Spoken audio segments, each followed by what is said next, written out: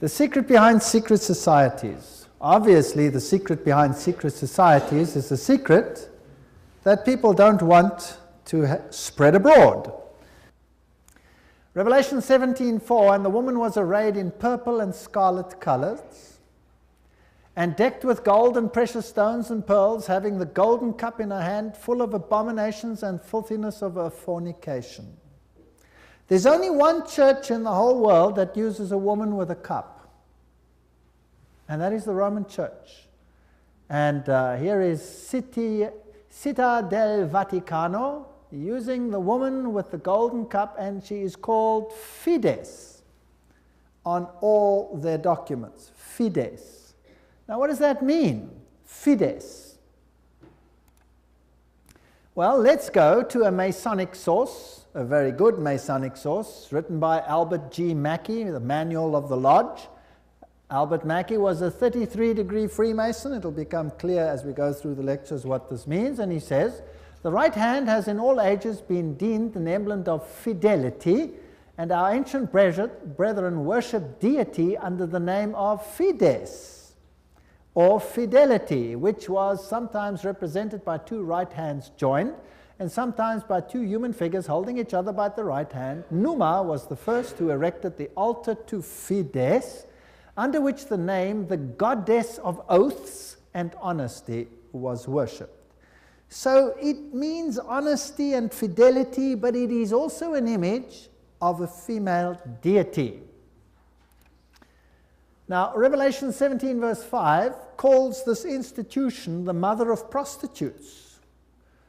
In Revelation 18 verse 7, she says, I sit as queen, I am not a widow, and I will never mourn. So she might have lost some children during the Reformation, but she's going to get them back. I am, and there is none beside me. I will never be a widow or suffer loss of children. She's going to control the world in a spiritual sense. That's what this power says.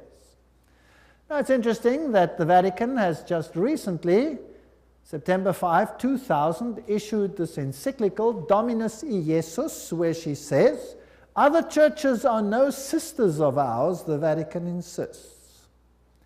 It must always be clear that the one holy Catholic and Apostolic Universal Church is not the sister, but the mother of all the churches. Cardinal Ratzinger said that. He's the head of the Inquisition.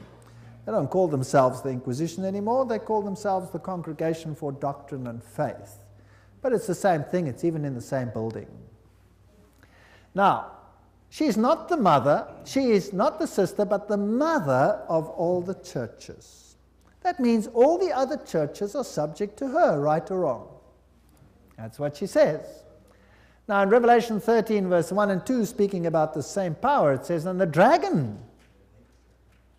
gave him his power and his seat and great authority. Now that's a very wow statement. The dragon gave him the power. In other words, this power comes from another source.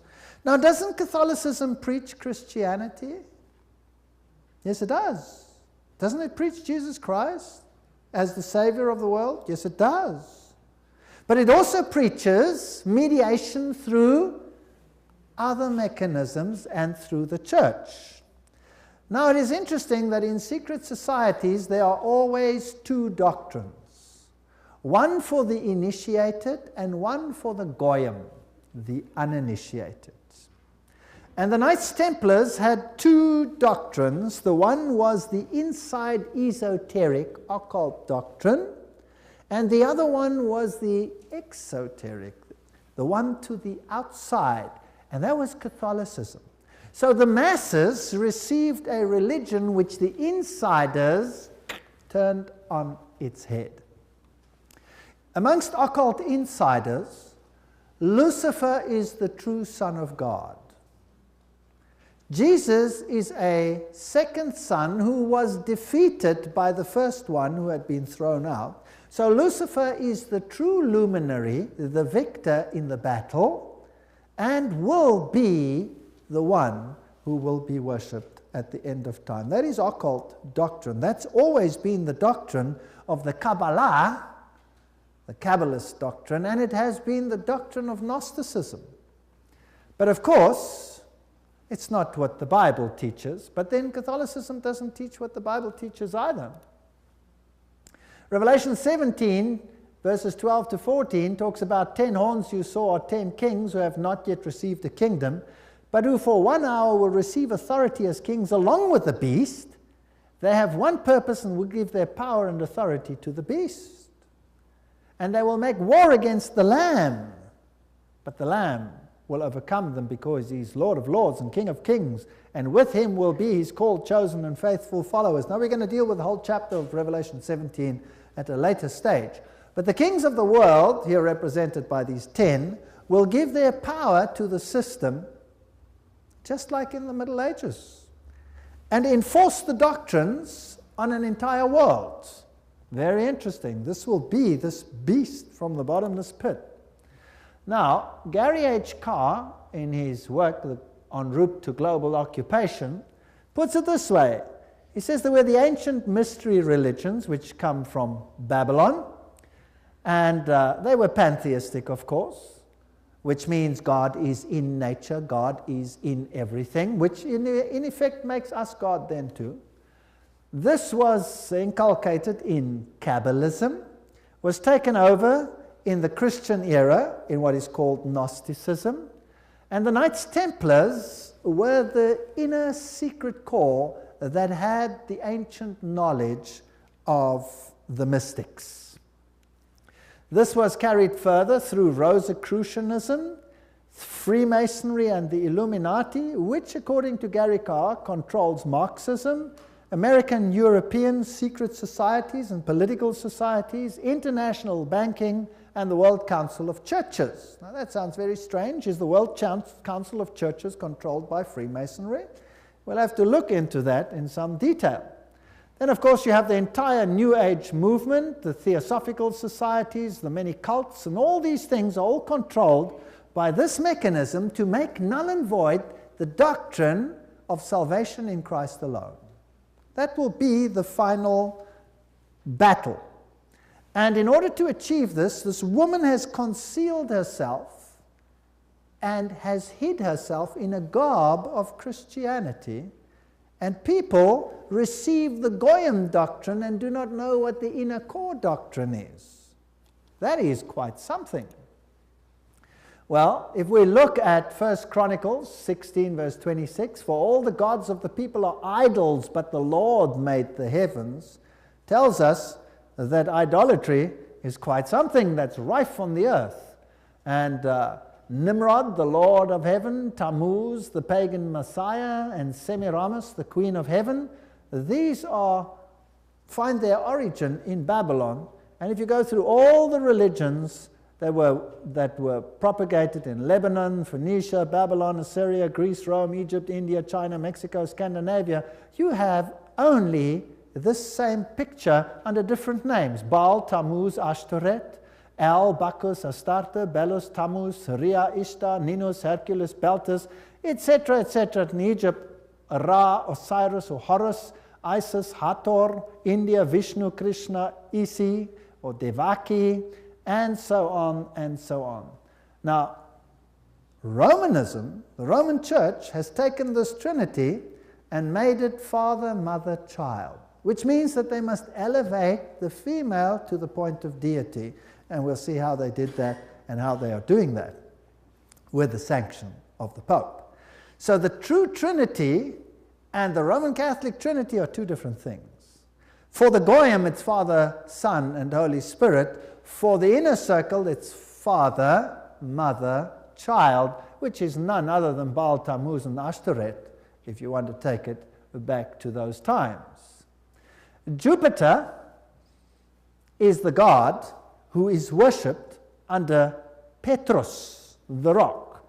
And Ubi Petri, where Peter is, there is the church. So here's another rock which takes the place of the true rock.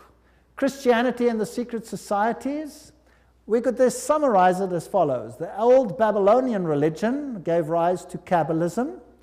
Via the Essenes and others, Gnosticism came into existence, and Gnosticism was founded by Simon Magus. This comes from no other source than History de la Magie and by Eliphas Levi. Wow, that's a high Masonic source.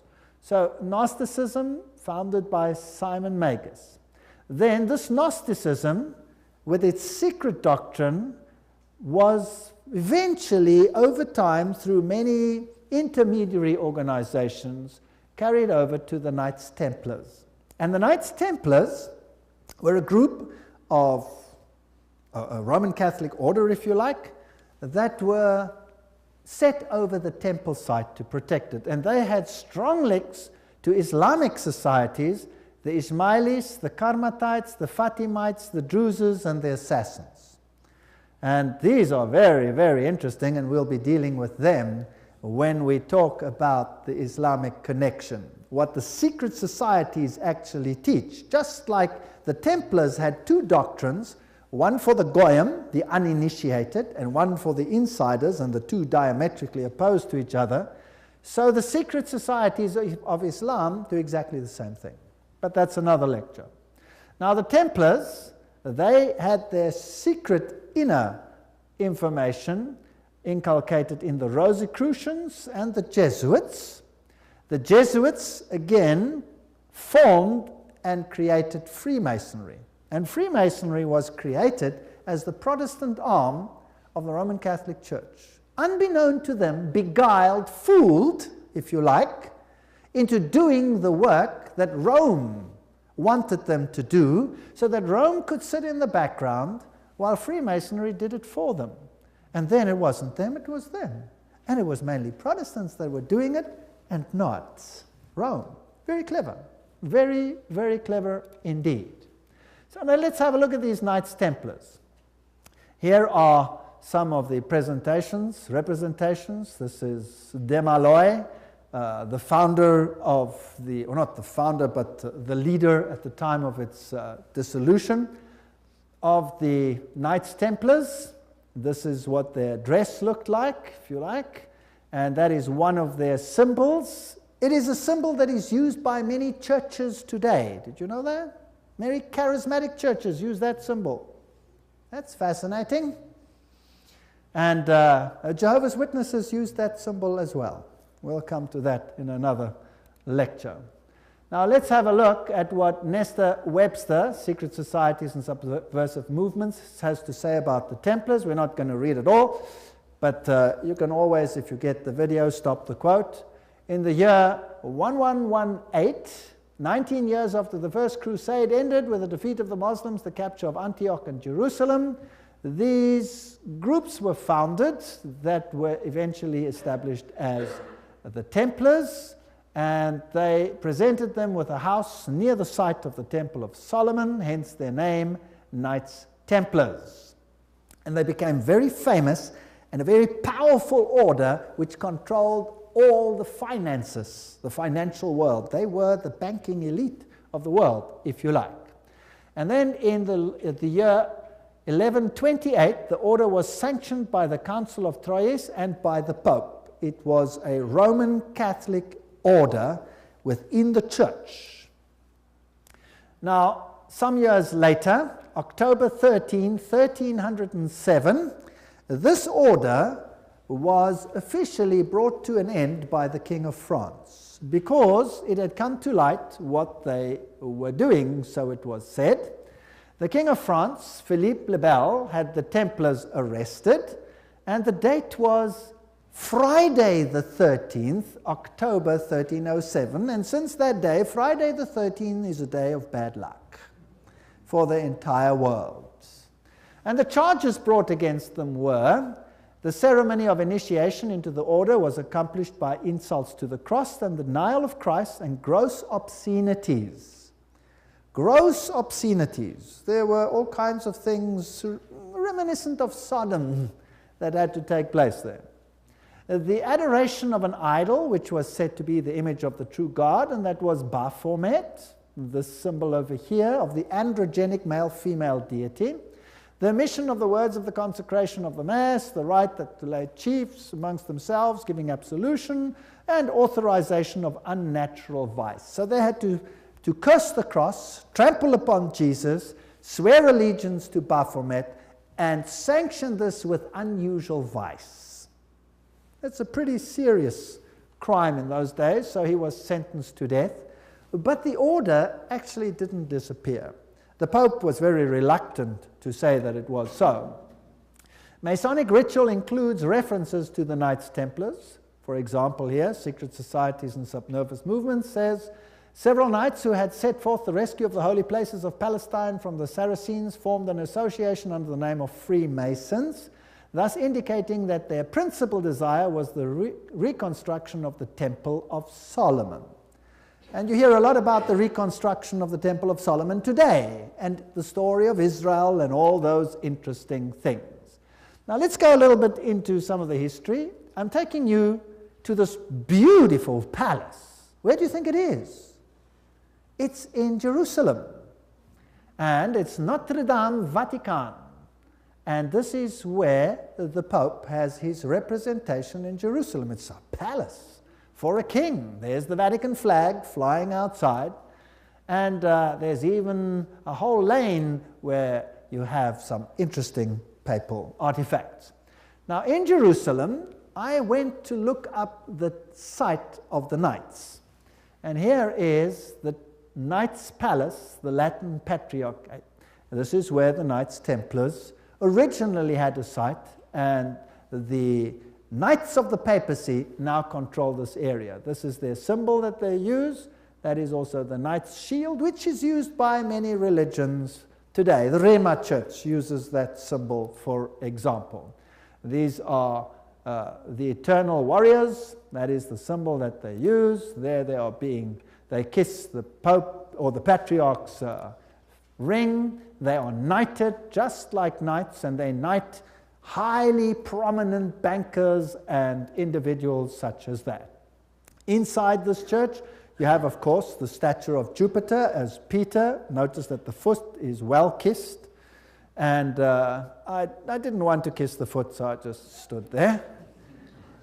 And it is a very important church because both Pope Paul VI and Pope John Paul II visited this church, which is, of course, highly symbolic, and there are the plaques. And the Latin Patriarch, the Knights Palace. If you go inside, there's this interesting altar. And as you look at the altar, you'll see certain figures over here. This one over here is very interesting. Let me get it a little bit closer. And what do you see? You see the double-headed eagle, which is also the symbol that is used in Freemasonry. So there it is on the altar of the knights. And what is there on this side? Two swords held like a compass. Fascinating. So there are many, many Masonic figures in here. The tail feathers and the feathers of the eagle, very reminiscent of what you have, for example, on the back of the dollar, and all those other interesting symbols of the circle with the triangle and the sun around it. And the inheritor of the Templar nuance are the Jesuits. Now the Jesuits, of course, are the ones who behind the scenes control many things. They were founded on the 15th of August, 1534 by Ignatius Loyola and were sanctioned by the Pope on the 27th of September, 1540. So they were created, as it were, to stand against the Reformation. They were designed to destroy the Reformation. Loyola wanted the order to be champions of Catholic unity, and of course submission to Christ's vicar, the Pope, was absolutely essential. Here you have the institution of Loyola's organization by the Pope on this particular day. And there are some interesting analogies which we will find here. Here, for example, there is considerable analogy between Masonic and Jesuitic degrees. And the Jesuits also tread down the shoe and bear the knee because Ignatius Loyola thus presented himself at Rome and asked for the confirmation of the order. Now, who existed first? Freemasons or the Jesuits? The Jesuits existed first, of course. They were to obey as a corps, there a cadaver. The reconstitutions repeat 500 times that one must see Christ in the person of the general, and even if God gave you a dog, you must obey him as though he were Jesus Christ himself. Loyola's statue in a Jesuit retreat, Loyola in Vision, the Society of Jesus constituted in the Chapel Notre-Dame, Notre-Dame, 1534, now the Chapel of the Sacred Heart in Paris. Many, many occult incrustations. And this is the famous Jesuit oath that each Jesuit makes when he becomes a Jesuit. Now, it'll tell us something about the character of the Jesuits. There it says, I, and he fills in his name, in the presence of God and all the saints and all these things, swear that His Holiness the Pope is Christ's vice-regent and is the true and only head of the Catholic Universal Church, etc. It also says here that this power was given by the Savior, Jesus Christ. He has power to dispose heretical kings, princes, states, commonwealths, governments, all being illegal without his sacred confirmation, and that they may safely be destroyed. So a Jesuit swears that if a government is not subject to Rome, it can be what? Destroyed. I further declare that I will help and assist and advise all or any of His Holiness's agents wherever I shall be, and do my utmost to extirpate the heretical Protestant or liberal doctrines. Liberal doctrines are doctrines where you decide what you believe. You take the liberty of making your own choice rather than allowing the Pope to do it for you. And that will be destroyed, and all their pretended powers. And that it doesn't matter where you send me in the world, I will obey. And I promise that I will have no opinion of my own. I will obey like a corpse. And I will make war, secretly or openly, against all heretics, Protestants, and liberals, as I am directed to do, to extirpate and exterminate them from the face of the whole earth. I will spare neither sex, age, nor condition, and I will hang, waste, boil, flay, strangle, bury alive these infamous heretics, rip up the stomachs and wombs of their women, crush their infants' heads against the wall in order to annihilate forever their execrable race. That's quite a nice Christian promise, would you agree? Very Christian promise. Did they do it? Well, the Valdenses, they smashed the children's heads against the rocks to make the parents rescind. In the Ottoman Empire, that's an interesting story, in Serbia and in all those East Bloc countries where they occupied, they took the children, threw them in the air, and caught them on the ends of their bayonets. They were nice people. Now you will say, that was Islam, that wasn't Jesuits? Well, debatable. We'll talk about it another time. And if I cannot do it openly, I will do it secretly. So that is what a Jesuit swears. This is the famous Pontifical Gregorian University in Rome, the most prestigious Catholic university in the world. The Jesuits, in all their enclaves, have their figures in caves. Now, in paganism, all the deities come out of the cave, and they have the letters IHS, which actually stand for Isis, Horus, Set, which is the Egyptian Trinity. They, of course, say it means Jesus hominum salvator, Jesus the Savior of men, but it doesn't. It means IHS, Isis, Horus, Set. And their symbol is the triangle with the all-seeing eye in it for this deity. They also use the pillar, the stela, if you like. They have the symbol of the triangle with the eye in a circle, which is also the symbol used in the New Age movement. And we saw that Gary Carr says that Freemasonry controls the New Age movement and the Jesuits control the Freemasonry, or created it. This is the University of the Jesuits in Prague. On top of it, they have Atlas, not Jesus Christ. If you go to a more modern Jesuit enclave, like this one in Germany, I visited this. I'm quite cheeky sometimes. There I am. And took a picture, and inside they have this picture of Christ. This is not Christ. This is Atlas, holding the world on top of his shoulders, disguised. They have these symbols up against the wall. There, this symbol is the symbol of Hermes. If you take away the cross, then you have the symbol of Isis. This is paganism at its best.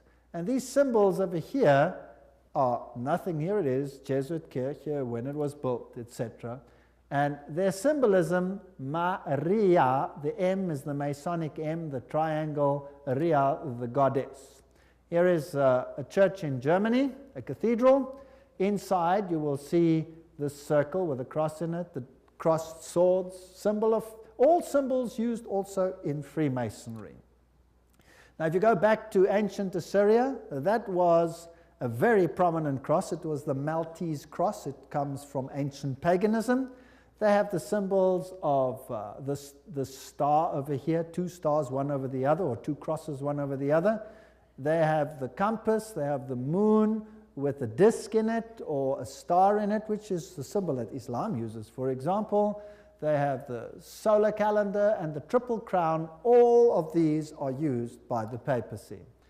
Upside down crosses represent victory over Christ. Hammers and compasses and sickles, these are symbols that are prevalent in the world. There's Jesus standing above the skull and crossbones, which is a symbol of Jupiter, the god Jupiter, who is a symbol, of course, who is Lucifer. Upside down crosses again. This is a very important cathedral in Europe, in Germany, where all the political leaders come together. If you go there, you will have Janus, the two-headed one. And then you have the statue, so-called, of David. But of course it isn't David, it is the god Pan, because he has a pan flute in his hand, and David didn't play a pan flute. So I went to look for the dark side of Pan, because there's a light side and a dark side, and I found him. There he is, the hoofed one in the same cathedral. So they hide their occult symbolism. If you enter into the hallway, you find this over here. This is the god Anubis. It's got nothing to do with Christianity. There you have him as well, plus you have the phoenix rising from the ashes, plus you have the symbol of Jupiter, and a whole host of other symbols over there. And in their side chapel, you have all the signs of the zodiac serving the various deities like Mars and Aquarius, etc. And the doorknob is a yin-yang. This has nothing to do with Christianity. They use the symbol of the compass and Jupiter and the PX symbol over there, which you will find in virtually every single Christian denomination upon the face of the earth. The phoenix rising from the ashes, the peacock, all symbols of Lucifer. Here you have the PX with a circle with a dot in it, and you say to yourself, but isn't that a symbol of Christianity? No, this is a symbol of Horus. This has got nothing to do with Christianity. They use pine cones. Let's ask Albert Mackey, 33-degree Freemason, to tell us what the symbol means. The point within the circle is an interesting and important symbol in Freemasonry. The symbol is really a beautiful but somewhat abstruse allusion to the old sun worship, and introduces us for the first time to that modification of it among the ancients, the worship of the phallus. So it's a pretty filthy symbol at that. It deals with male organs. Wow. So that comes from the horse's mouth. So that's what it means. Now what's the PX mean? Let's go to the best Masonic source in the world, Morals and Dogma, page 292. And in case you don't believe me, I photocopied it so that you can see it. There you can see the symbol. Can you see that? It is the staff of Osiris. On the medal of Constantinople, in hoc signat eris, whatever the inscriptions. And then some other interesting things. So this is the staff of Osiris. And then it goes through the mystic Tau and the crosses and the stars of David. And then he uses this one as well. Interesting symbol. He says the vestment of the priest of Horus were covered with these crosses. That's a Maltese cross. Remember that I showed it to you on the Assyrian king? Now, who wears that on his vestments? Well, let's have a look. Oops, there it is. Who's wearing it? The Pope is wearing it. So what is he? He must be the priest of Horus. So to the outside world, it seems like Christianity, but to the inner circle, it's occultism. On the floor of the cathedral in London, you have the tricolour, which is the triple yin-yang. And what does that mean? Well, let's go and ask the sources themselves. Celtic version of the yin-yang. That's what it is. The tricolour, the sea, good luck, cauldron, Celtic goddess, the goddess of wisdom and witchcraft. Who was enthroned in the French Revolution? Goddess of reason. witchcraft, reason, all these things, same deity. On the floor of the same cathedral, you find the mystic Tau. What does the Tau represent? Let's ask another Mason, Ward. He says it's the symbol of the male creative side of the deity, sign language of the mysteries. So again, it has a sexual connotation. What's it doing on the floor of a cathedral? So the Jesuits are the heirs of the occult religion, and they control the world through their agencies.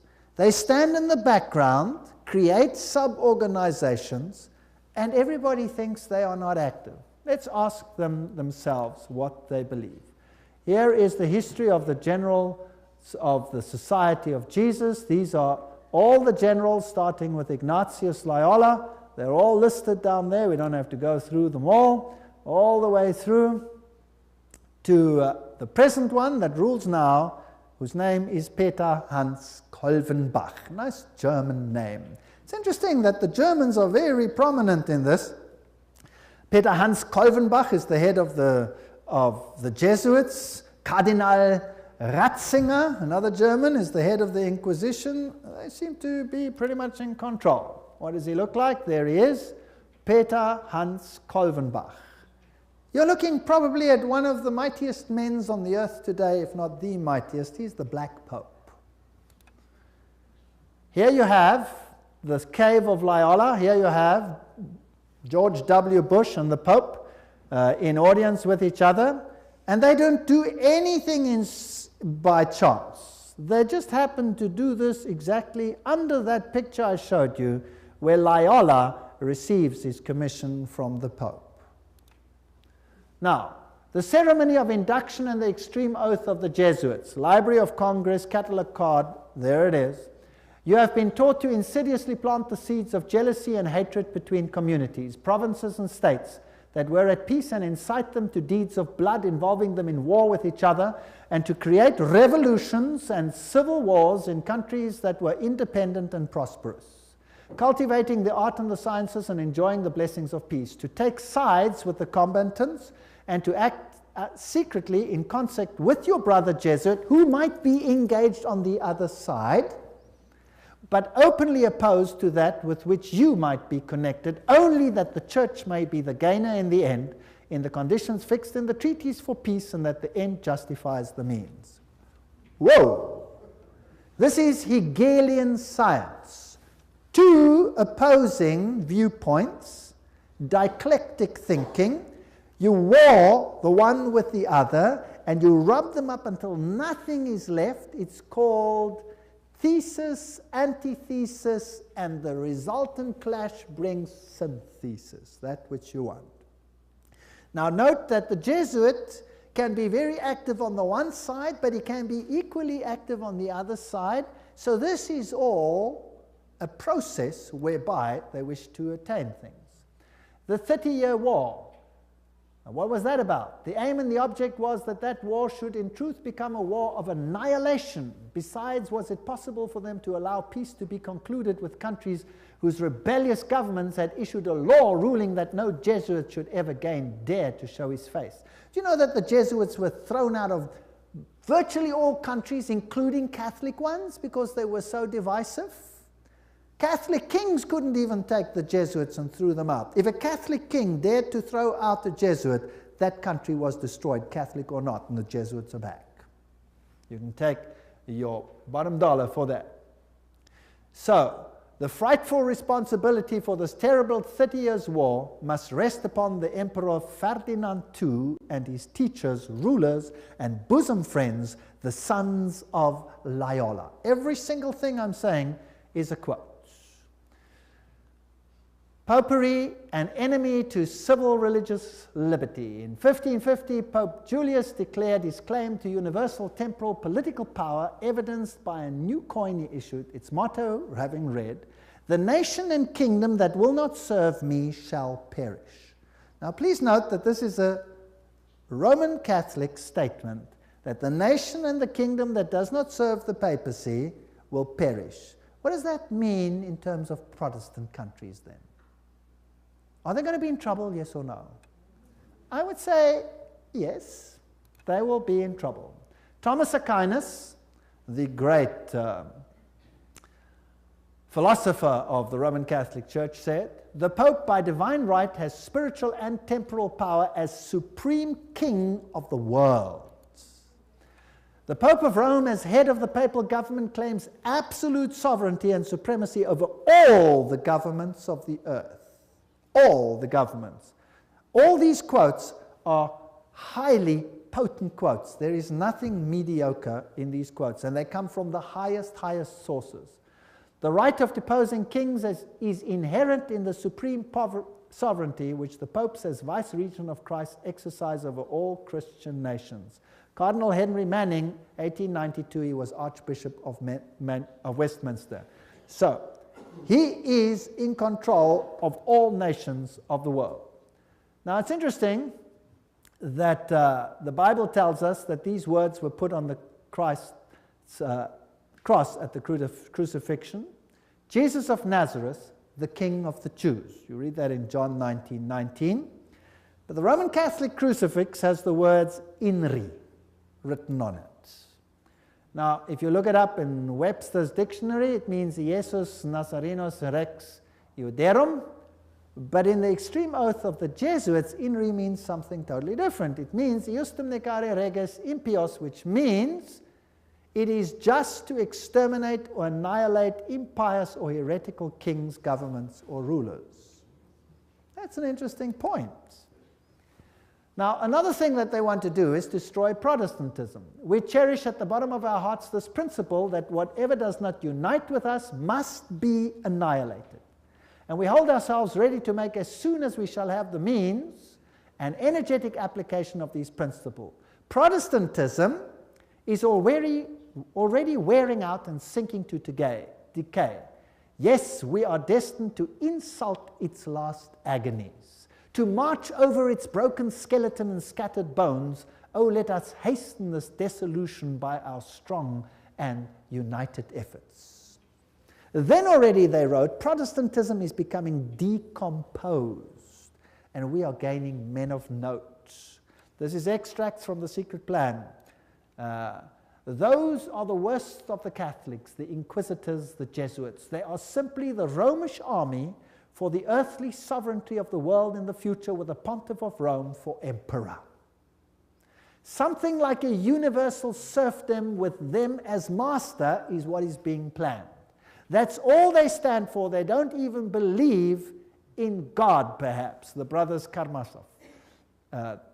All these quotes. The general of the Jesuits insists on being master sovereign over sovereigns. Wherever the Jesuits are admitted, they will be master, cost what it may. The society is by nature dictatorial, and therefore it is the irreconcilable enemy of all constituted authority. 50 Years in the Church of Rome, written by Father Cheniking. Ignatius Loyola says himself, the power of the general will be so unlimited that should he deem it necessary for the honor of God, he shall even be able to send back, or in another direction, those who have come direct from the popes. So this is a powerful order. Friedrich von Hartenberg said, never before in the course of the world's history has such a society appeared. The old Roman Senate itself did not lay schemes for world domination with greater certainty of success. They want world dominion, with the Pope enthroned as the universal ruler. The Roman Catholic Lafayette said, it is my opinion that if the liberties of this country, the United States of America, are destroyed, it will be by the subtlety of the Roman Catholic Jesuit priests, for they are the most crafty, dangerous enemies to civil and religious liberty. They have instigated most of the wars of Europe.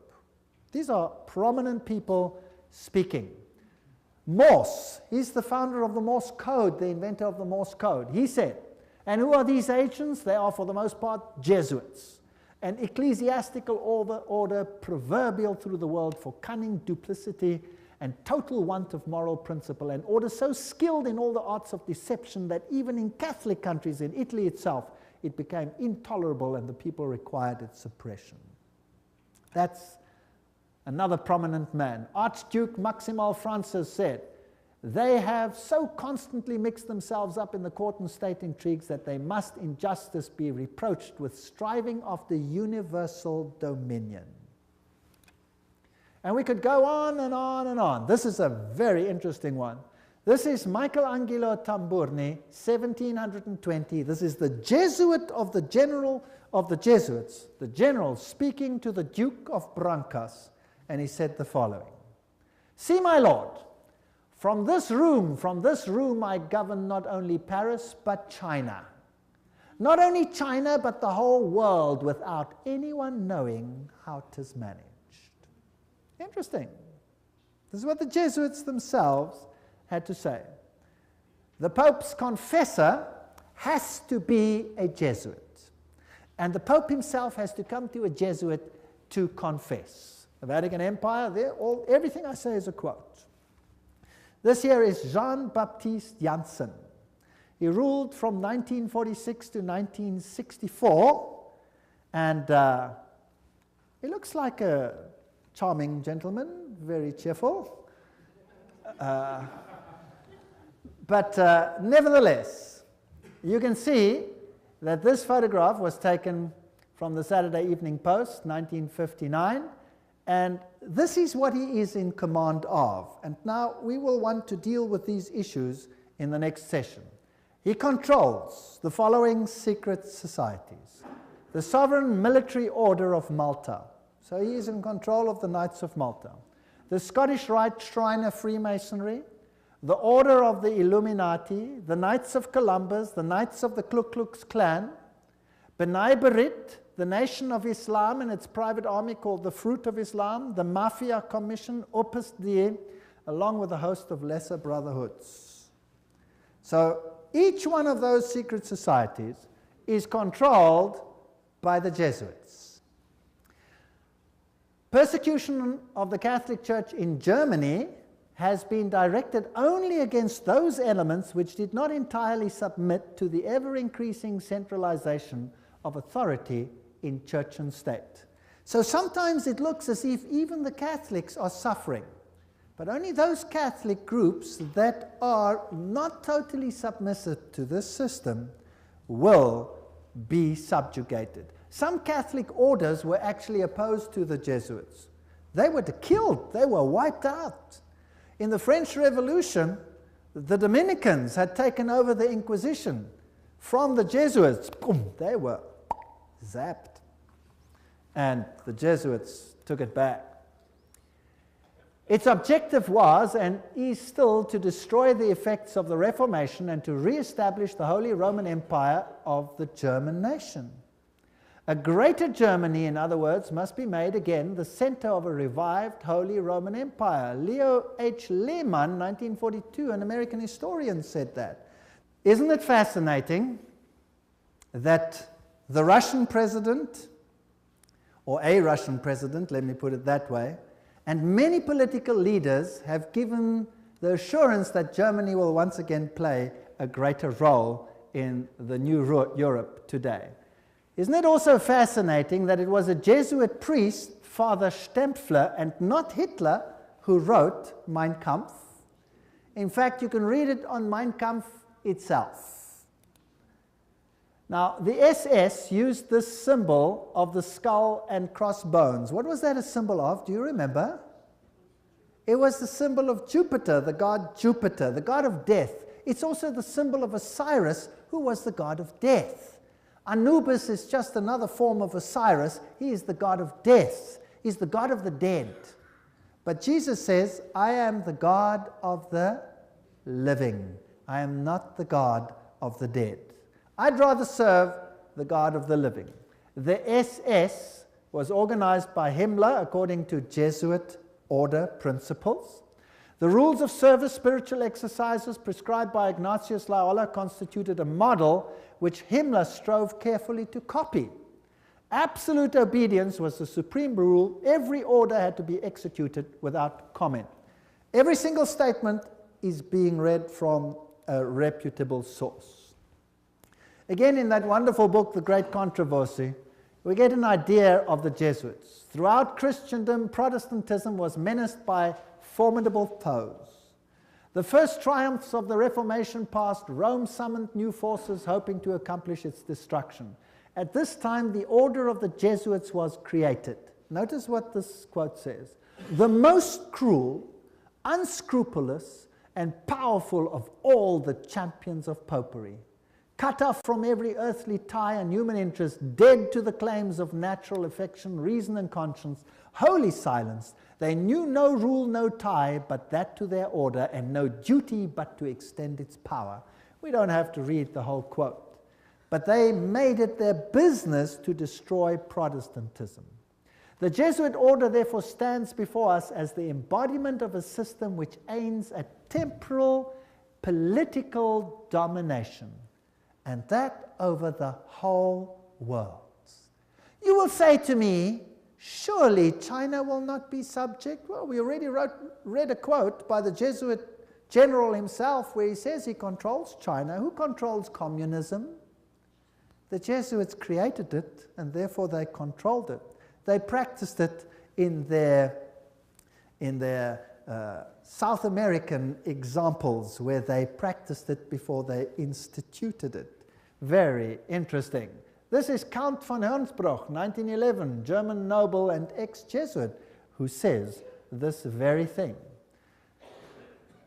At what then do the Jesuits aim? According to them, they seek the greater glory of God, but if you examine the facts, you will find they aim at universal dominion alone. It is they who rule the world. One quote after the other. Moreover, the Pope has thousands of secret agents worldwide. They include the Jesuits, the Knights of Columbus, the Knights of Malta, Opus Dei, and others. The Vatican's intelligence service and its field resources are second to none. Even Dave Hunt, American Baptist historian, says that. So, let's have a look at some of these institutions. Let's have a look at Freemasons. The Grand Design Exposed says, the truth is the Jesuits of Rome have perfected Freemasonry to be their most magnificent and effective tool, accomplishing their purposes among Protestants. Now surely the members of Freemasonry themselves must be deceived, because if they saw it, they wouldn't do it, right? So actually the order is being used and they themselves are deceived. And only within the order, higher up, are those chosen ones who know, and they are controlled by the Jesuits for Rome. Very clever. Very clever. To make Protestantism do what you cannot do openly because you have been fingered by Protestantism as the Antichrist. So this is very interesting. This is a Templar fortress and a church on the island Mallorca, Spain. And there again you have the double-headed eagle, and you can go to virtually any church on that island and you will find the double-headed eagle over the altars of these churches. As I've said, Adam Weishaupt was the father of Jacobinism, and he is the one who is also the founder of the Illuminati. From the Jesuit college at Ingolstadt, it is said to have issued the sect known as the Illuminati of Bavaria, founded by Adam Weishaupt. Its nominal founder, however, seems to have played a subordinate, though conspicuous role in the organization of the sect. You see, again, they use a front and a front and a front. Now, here are two Jesuit generals. This one over here is General Ricci, and this is General Ledochowski. And very interesting, this one over here, 1773 to 1814, he ruled during the order's suppression. Now notice this, the Vatican itself suppressed the Jesuits, between 1773 and 1814. What happened to the Vatican in that time?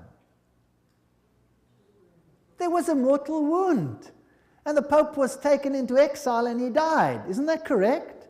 So who gave the mortal wound to the papacy? The own order in the own church. Power struggle. And he created, in his time, the Illuminati was created through Weishaupt, and of course is also the father of modern communism, who with his Jacobins conducted the French Revolution. Years later, Jesuit General Ledochowski with his Bolsheviks conducted the Russian Revolution in 1917, and it's identical to the other revolution. And I will deal with that when I give a lecture on revolutions and wars and dictators later in the series.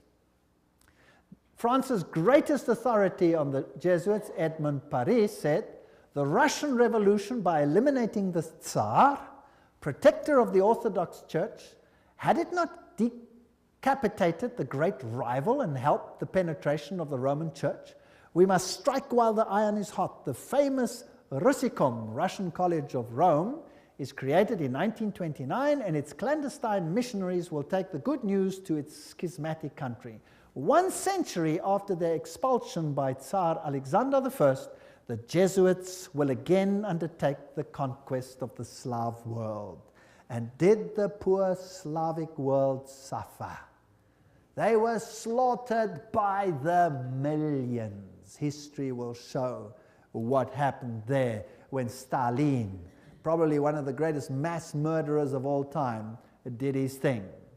Frederick the Great, so-called, of Prussia, caused the high degrees of Masonic constitutions of the ancient rite to be revived, and he himself wrote the constitutions under the guide of the Jesuit general. Encyclopedia of Freemasonry, Albert G. Mackey says that himself.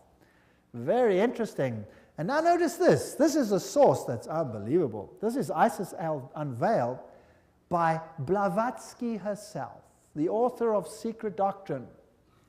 She says that the rites are the offspring of the sons of Ignatius Loyola. The Scottish Rite and all of these worked under the instructions from the general of the Jesuits. So who controls Freemasonry? The Jesuits, there's no doubt about it.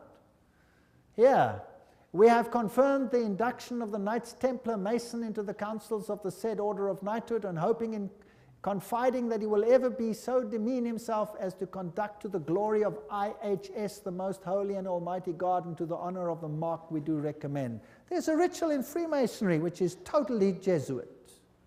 So the Jesuits control Freemasonry. Here's a Freemason temple, if you like. It's in Oklahoma. There is IHS. This is a Freemason temple. It's a lodge. There is IHS in it. There are still old ladies, male and female, about the country who will tell you with grim gravity that if you trace up Masonry through all its orders till you come to the grand tip-top head Mason of the world, you will discover that the dread individual and the chief of the Society of Jesus are one and the same person. James Patron, American historian. There are many that say these things. Knights of Malta. The Freemasons are in the foreground, while the Jesuits and the Knights of Malta are in the background. The Jesuits control even the Knights of Malta. Now, who are they? Well, they are headquartered in Rome, these knights. They used to be on an island, but besides that, they used to be a military order. They are still a military order. They are knights. They control the banking of the world, the industry of military complexes of the world. They oversee Chase Manhattan Bank with all its branches. They rule all the intelligence communities, the KGB, the CIA, and all of these things to restore the Dark Ages. Everything I'm saying is a quote. I'm saying nothing. Don't accuse me of saying anything. I'm just reading. Who are they? Well, here's the head of the Knights of Malta at the moment in America. This, well, he's dead now. This is Francis Joseph Cardinal Spellman, Cardinals of New York. And their headquarters is St. Patrick's Cathedral, the diocese of the Archbishop of New York. There are the various ones. Here's Terence Cardinal Cook, then was Cardinal O'Connor, and currently Cardinal Archbishop of New York, Edward M. Egan. Now let's have a look who the members of the Knights of Malta are. That should be interesting. Some past, some present. General Alavena, George Anderson, Angleton, Azru, Bertie, Bobs, Bonaparte. Does that name ring a bell? Borges, Bradley, Brady, Pat Buchanan. Does that name ring a bell? James Buckley, Prescott Bush, does that ring a bell?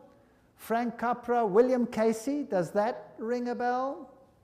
CIA, Cisnero, Cooks, Coughlin, Loach, Giscard d'Estaing, does that ring a bell?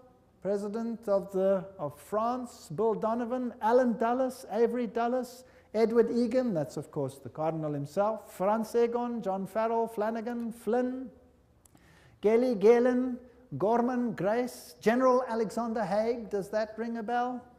Otto von Habsburg, wow. Conrad Hilton, Heinrich Himmler, he was at Knights of Malta. J. Edgar Hoover, FBI, CIA fame. Joseph Kennedy, Ted Kennedy, Larkin, Lehman, Lorenzo, Luce, Henry Luce, founder of all the great magazines and Time magazine and all of them. Great publishing magnate, MacDonald, Manhattan, you name them, all of them. O'Neill, Otis, Franz von Papen, the legate who worked with Adolf Hitler, Perón, Rocco. The list goes on and on and on. Frank Shakespeare, Martin Shea, even Frank Sinatra was a Knight of Malta for interest's sake. So there are prominent men who are Knights of Malta. Now what about the Knights of Columbus? The founder of the Knights of Columbus is Father Michael McGivney. He lived a very short time, and then he died. He was very young. He died at the age of 38. There is their emblem, and this is their official home webpage. You can just take it straight off, and you can see something fascinating. What is that? Hello? Do you remember what it is? A little bundle of rods that you also found in the French Revolution right there in the Manifest of Human Rights. What is it? Fasciae. And they've got a wreath around them. What does that mean? All power in one man. Who will that man be? Who do the Knights Columbus, founded by a Roman Catholic priest, want to see the power vested in? The Pope, of course. The Knights of Columbus, founded at New Haven, Connecticut, 1882. Then it was already considered 300,000 strong. Only Roman Catholics are eligible. It is initiative to service in 4 degrees. It's the heart and soul of politics. You cannot get into politics if you don't have the stamp of approval of these guys.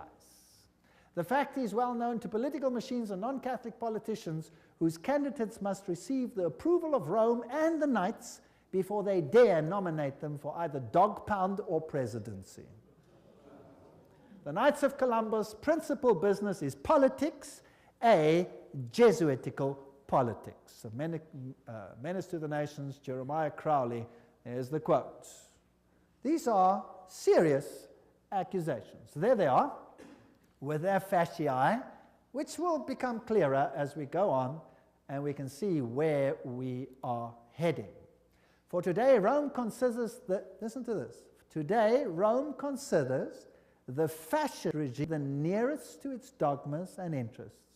We have not merely the Reverend Jesuit Father Coughlin praising Mussolini's Italy as a Christian democracy, but their official magazine, which is Civiltà Cattolica, this is the official Jesuit magazine, says, this is the house organ of the Jesuits, says, fascism is the regime that corresponds most closely to the concepts of the Church of Rome. This is scary. Have you noticed lately that there is more and more control? Have you noticed some of these things? Have you noticed that you are being treated more and more like someone who has to bow 20,000 times before the powers? Then there is the organization Opus Dei. Is a semi-secret religious lay order with paramount objective is total support of the papacy.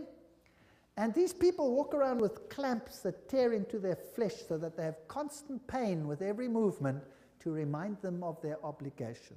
And they have high members, like presidents, for example, of Portugal is an Opus Dei member. Then we have the Skull and Bones organization. And who are they?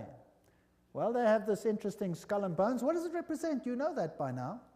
Jupiter. And they have the number 322. If you look up Genesis chapter 3, verse 22, you will find, now man has become as like one of us, knowing good and evil, raising man to the level of deity. This is Yale University, the place where they are. Now let's consult one of the greatest authorities on skull and bones.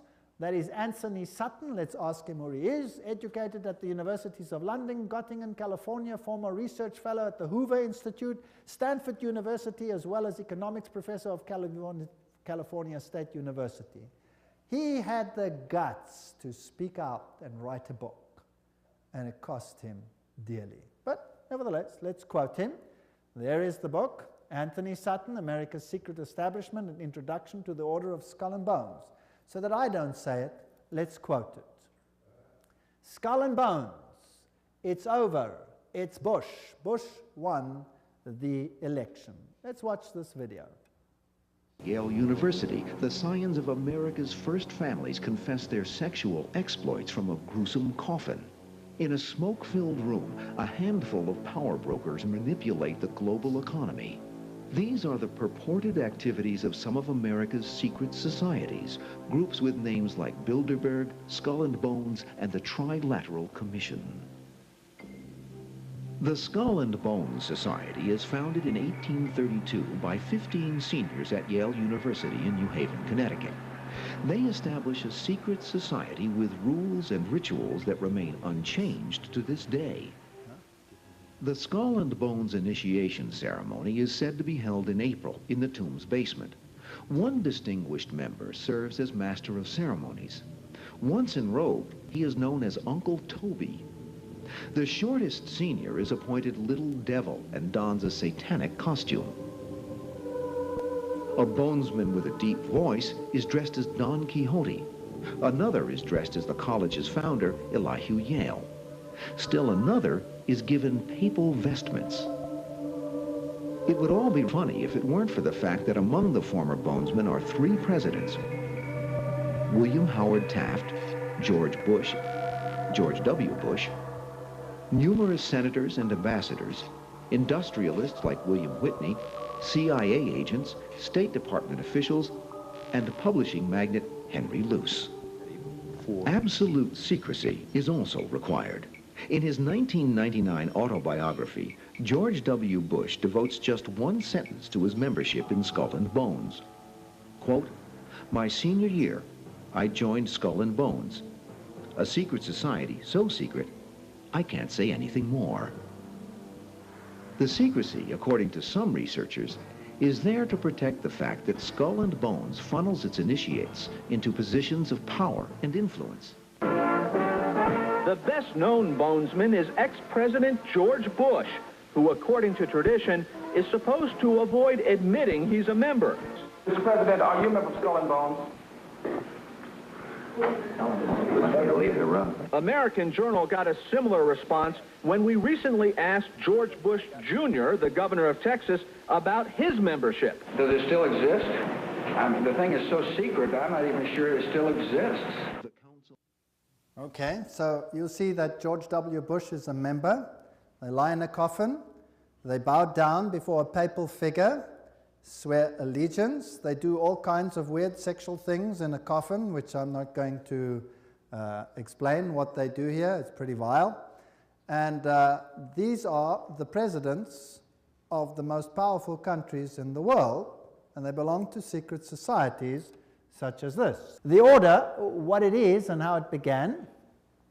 Those on the inside know it as the order. Others have known it for more than 150 years as Chapter 322 of a German secret society. That is very important. In fact, this was discovered when they broke in and stole some of the papers at that institution.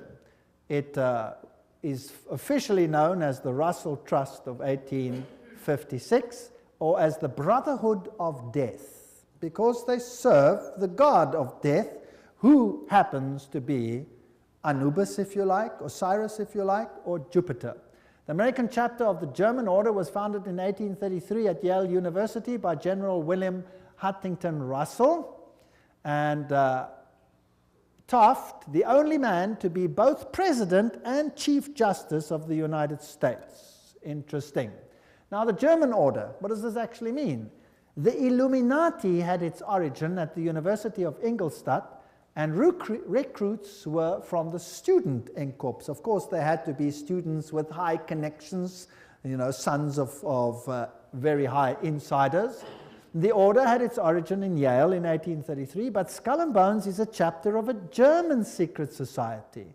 So, which organization does it represent? Active members have enough influence to push their sons and relatives into the order, and there's significant intermarriage amongst the families, and they fall into major categories, two major categories. We find the old line, American families, second, families who occupy great wealth. When he's initiated into the order, he says, tonight he will die to the world and be born again into the order, as he will henceforth refer to it. The order is a world unto itself, in which he will have a new name, and 14 new blood brothers also with new names. Now, there's also a British chapter which was established at Oxford University and All Souls College, and the British element is called the Group. So the Skull and Bones is not the only one. You have the Group, and then you have a European order as well. So the Group links to the Jewish equivalent through the Rothschilds, the Inner Circle, and so there is a worldwide secret organization which has the highest individual in industry, government, all facets of life. And they actually are the most prominent rulers in the world today. And if they are a chapter of a German society, then they are the Illuminati. And George W. Bush said that there are 1,000 points of light illuminating the world at the moment. It's interesting that the order writes many constitutions. The members write constitutions. For example, Archibald MacLeish, who is a member of Skull and Bones, or was, he wrote the constitution of UNESCO. Now, we're going to have to deal with UNESCO and find out what it's about. Churches, the Union Theological Seminary is under the control of Skull and Bones. A very interesting seminary. We'll deal with these in more detail in another lecture. Major establishment of law firms, communications and industry, the Federal Reserve, and all of these are controlled by the order. This is how Chapter 322 operates. There's a central inner core. Notice that this is actually the all-seeing eye, the wedge of the eye, but that's something else. There's an inner core, there's an inner circle, there's an outer circle, there's an Atlantic Circle, the Bohemian Club, notice there, Bohemian Club, part of Skull and Bones, Pilgrim Society, Penumbra Order, Chapter 322 of the Order, the Trilateral Commission. That's how it's put together. You could basically put it this way: Council of Foreign Relations, United Nations, Bilderbergs, Club of Rome, Royal Institute of International Affairs, and the Trilateral Commission, with the Illuminati controlling everything on the inside, forming basically the Round Table.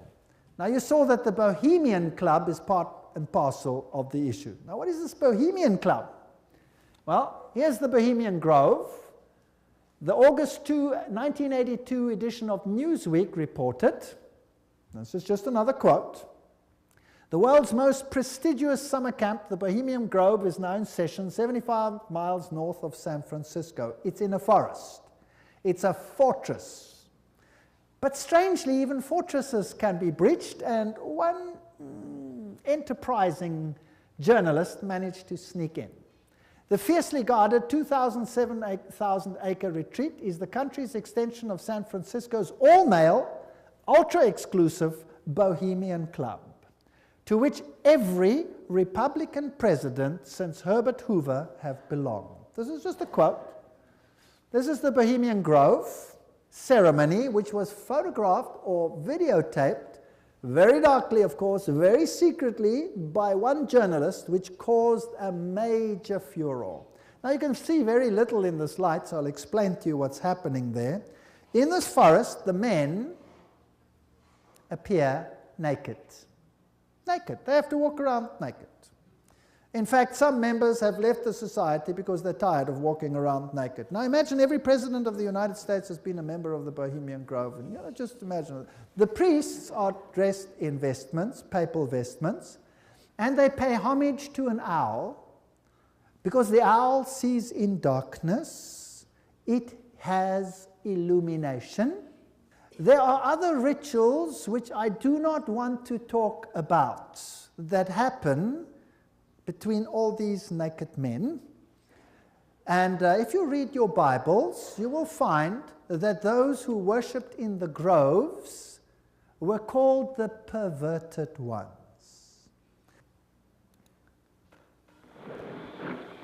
There's the papal vestment. All is in his leafy temple, and all within the grove be reverent before him. Lift up your heads, O ye trees, and be ye lifted up, ye everlasting spires. For behold, here is Bohemia's shrine, and holy are the pillars of this house. There's the owl. For beauty is eternal, and we bow to beauty everlasting. For lasting happiness, return to one alone, and she surrounds you now. Great nature, refuge of the weary heart. We bow to one alone, Most wise. great nature. She is ever faithful. Other friends may fail, so must ye come as children. Little children that believe nor ever doubt her beauty and her faith. Bohemians and priests, our funeral pyre awaits the corpse of care. Prince of all mortal wisdom, Owl of Bohemia, we beseech thee, grant us thy counsel. Owl of Bohemia, grant us thy counsel.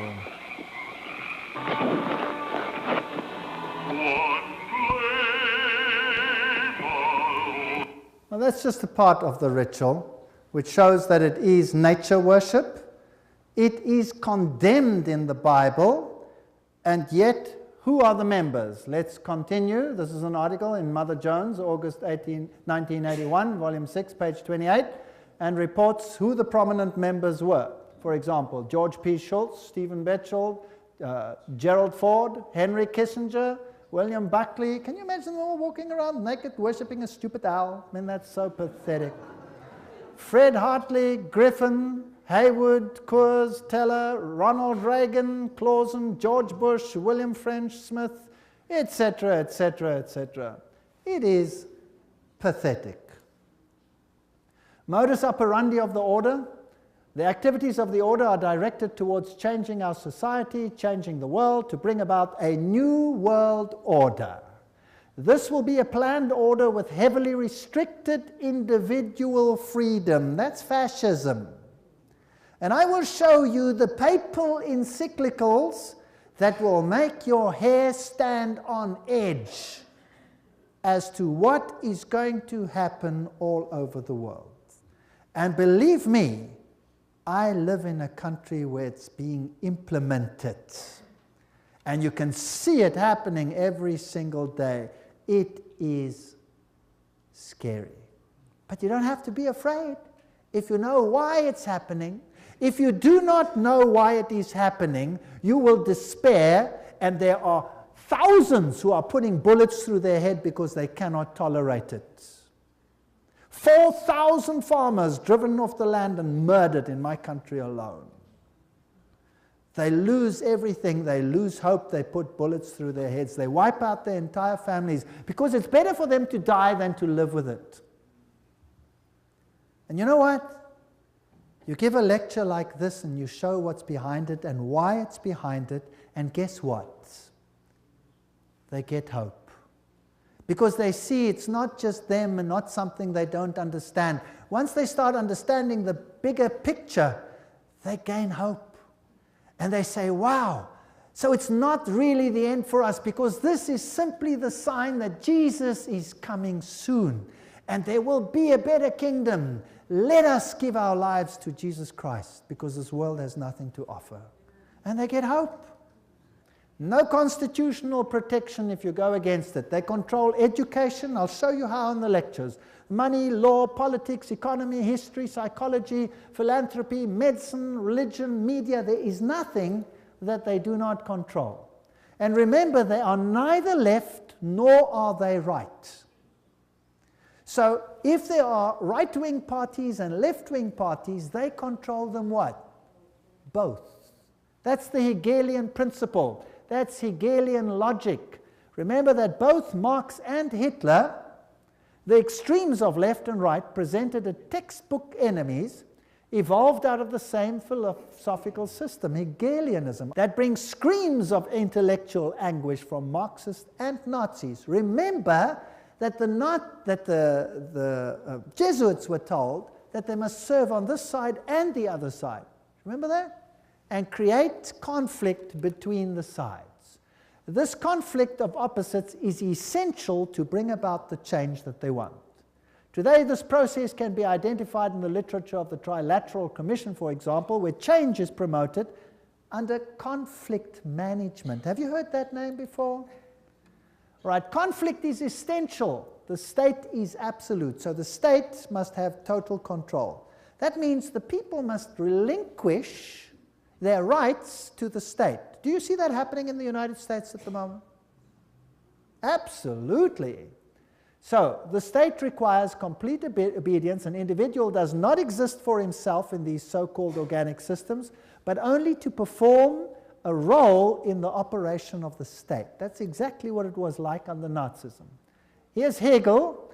The two, Hegel and Kant, are the philosophers behind the system. I was stunned. I was in Europe 4 weeks ago, in Germany, and the leaders, the presidents of Germany, went down and put down wreaths in front of these people's graves and said, their philosophy has made the new Europe possible. They honored them. What a terrible, I would almost say satanic, well, why not just say it, philosophy. The Illuminati principle that the end justifies the means is also the principle of the group and the order, which is skull and bones. That means you can do anything, no matter how dastardly, as long as you achieve your aim. There's an outer circle, an inner core, all of these. Council of Foreign Relations is the outer circle, Trilateral Commission, all of those. Trilateral Commission was founded by David Rockefeller, comprises 200 members worldwide. The Bundy operation, activism towards a new world global order. George W. Bush, who was a member of Skull and Bones, remember, says that it's a big idea, a new world order where diverse nations are drawn together in a common cause.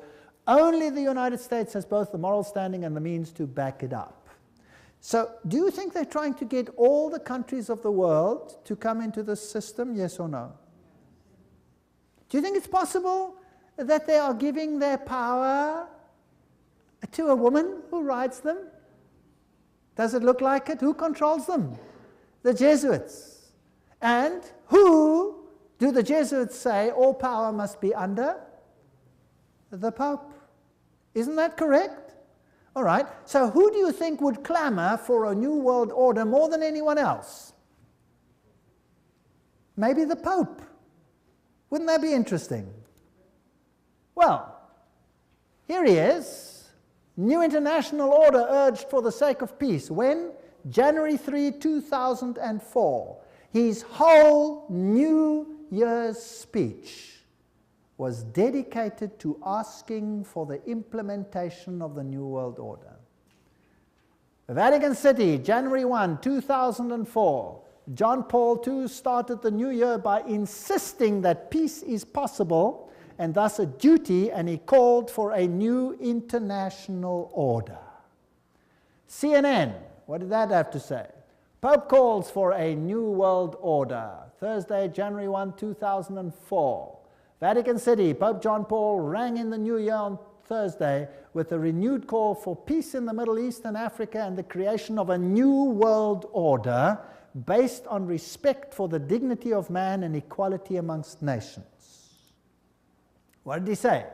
This year, Pope John Paul directed his thoughts to the continuing conflict around the globe, but he stressed that to bring about peace, there needs to be a new respect for international law and the creation of a new international order based on the goals of the United Nations. He called for an order that is able to give adequate solutions to today's problems based on the dignity of the human being, this is human rights, on an integral development of society, on solidarity amongst nations, rich and poor, on the sharing of resources and the extraordinary results of scientific and technical process. You know, sharing of resources, have you heard of that before? Well, there's another term for it. It's called redistribution of wealth. Have you heard of that before? Right, now let me redefine that for you. To redistribute wealth means to take the wealth from the one who has it and give it to one who has not got it. Is that correct? Now, if you do that, which nations of the world will be hardest hit? The Catholic ones or the Protestant ones? The Protestant ones are the rich nations. Everywhere you can draw a line. Now, I will show you in the lectures that come that there are encyclicals which define how the redistribution is to take place. And how it is happening and how the encyclical says it should take place is what I can see happening in my country without the government lifting a finger against it. It is defined by need, as we will see. Now, there's another word for taking from one who has and distributing it to someone who does not have. It's called theft. Stealing. Thou shalt not steal, says the Bible. The Pope in Rome says, thou shalt steal. He does. Literally, I'll show you his encyclical. You will be stunned. This New World Order is going to be an exciting place. I don't want much part of it. Fortunately, my God says, my kingdom is not of this world. If it were, they would fight for me. But it is not of this world. My kingdom is up there. There where your treasure is, there your heart will be. I have managed, because I live where I live, to loosen myself from that which I own, because I know that it means nothing anymore. Do you know that in my country, if you go on a holiday, and you stay away for a while, and you come back, and your house is occupied, that you cannot put the new tenants out, even if the house is yours? Did you know that? Because they have need, therefore they have the right to take it, whether you own it or not. And this is not a joke, this is a fact. Scary. But who cares? I serve a God who has promised the most wonderful things, even temporal things, to those who serve him. Wonderful promises. I go to prepare a place for you, and I will come again to take you where I am also. In my Father's house are many rooms. I go. Actually, it doesn't mean rooms, it means mansions. God has prepared things for us which make this world sick by comparison. So let them have their kingdom, let them have their fun, because my God says this world will come to an end and the kingdom of God will reign forever and ever and ever. Don't miss the next lectures. We're now on a roller coaster ride that will take you to exciting places. Thank you for coming.